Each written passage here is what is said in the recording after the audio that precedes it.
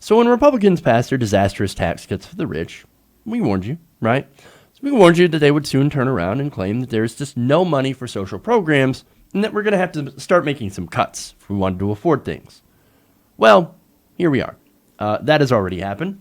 It's now being reported that the White House is warning Congress that the United States can no longer afford health care for veterans without certain cuts. You want to guess where those cuts are going to be? Well, better yet, I'll tell you. In a letter on Monday, the Trump administration demanded that lawmakers fund a popular veterans health care program, which allows former troops to spend public funds on private doctors and hospitals with cuts to other parts of the budget. Now, the other parts of that budget, which would, of course, end up being social programs, for example, Medicaid and food stamps. Wonderful. Now, here's the thing. This is another problem created by Donald Trump.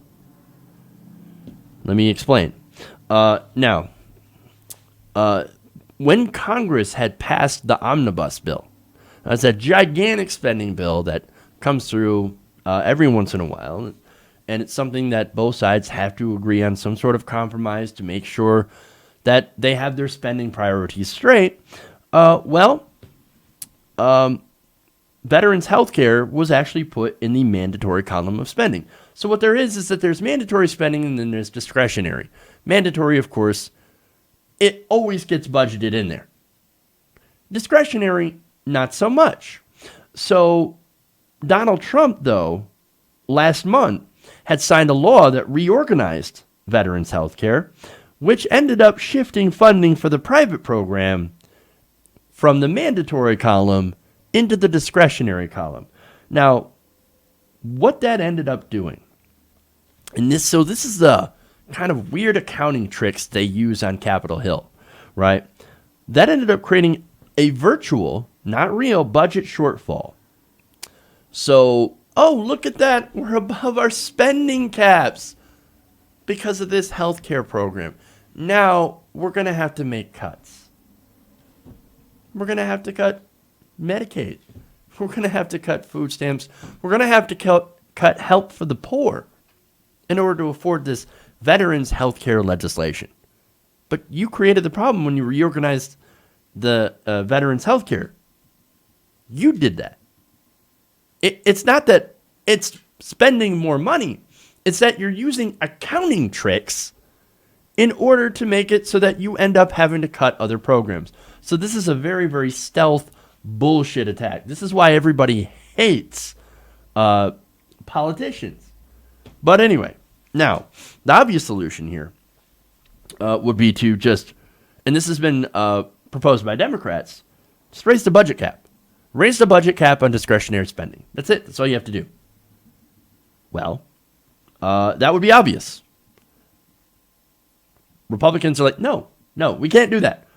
We cannot raise the caps on discretionary spending because then we're going to spend more money. But you created the problem by taking a program that was into mandatory spending, which you already had budgeted out, and putting it in discretionary. What this does is effectively pits poor people versus veterans, right? Especially after Republicans had just passed tax cuts for the rich. Enormous. And that's what makes it sickening here, right? And as usual, the result of this is going to be the donors obviously win while someone, either the poor people or veterans, end up losing. Look, I thought the right wing cared about our veterans. I thought they cared about veteran spending. Now, I thought the whole purpose of this private, this ability for people in the VA to go to private doctors to help them, right? Well, you're not helping them when you're putting either that program versus another social program for poor people on the chopping block. No, you're using them as political leverage.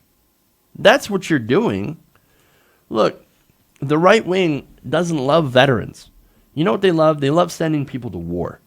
War that helps their corporate friends. They don't give a shit about the broken men and women who come back from those wars that ended up making their friends in the defense industry incredibly rich. To them, those veterans are tools to be tossed aside unless they can use them for a political purpose. And in this point, the political purpose that they're using them for is to go after their dream of cutting food stamps. Which, by the way, ironically enough, you have both veterans and active service members that get paid so little, that have so little, that they also depend on food stamps. And let me just say how absurd that is, that with the over $700 billion we currently spend on the military each year, that our military recruits are on food stamps. That's insanity. That money doesn't go to our soldiers, doesn't go to the troops, doesn't go to the vets. It goes into the pockets of the defense contractors. That, of course, will circle it back to the politicians in the form of legalized bribes. It is a sick, sick system. It is a gross system that we have. They don't care about troops. They never have cared about the troops. They certainly don't care about poor people. They don't care about veterans' health care. They don't care about health care at all. They don't care about anything other than enriching their corporate friends. And that's what it's always been about.